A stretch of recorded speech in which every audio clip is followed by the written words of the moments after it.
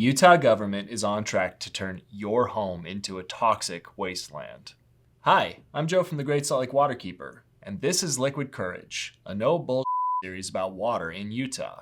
For over a year, we've been working with the Utah Physicians for a Healthy Environment to research the dust problems posed by Utah's 25 years of failure to regulate upstream water diversions at the Great Salt Lake. Our findings paint a bleak future for Wasatch Front residents if Utah keeps abdicating responsibility for the crisis it has created. Let's dig into our coalition's research findings.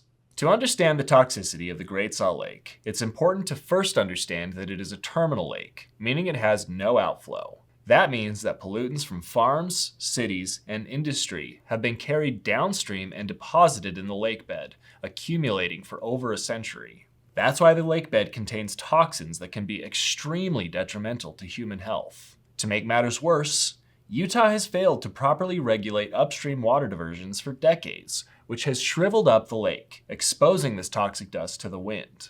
And while most people think exposure comes from high wind dust storms, even winds as slow as 10 miles per hour can pick up these toxins and suspend them in the air we breathe for as long as a week, impacting public health long after the wind dies down. This isn't a tomorrow problem.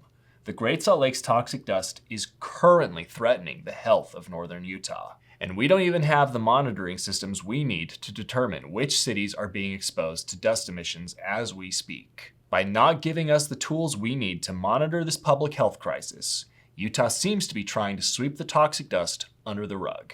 Utah's failure to regulate upstream water diversions to restore Great Salt Lake water levels has many locals already thinking about leaving. The easiest and most affordable way to avoid this public health crisis is to reduce upstream water diversions of the Great Salt Lake's tributary rivers and raise the lake back up to the healthy water level of 4,198 feet above sea level. But Utah leaders refuse to talk about these policy solutions because they are afraid to challenge the special interests diverting this water. We'll talk more about this next time, but for now, you can visit our website to read Downwind, our report on the toxic dust crisis at the Great Salt Lake.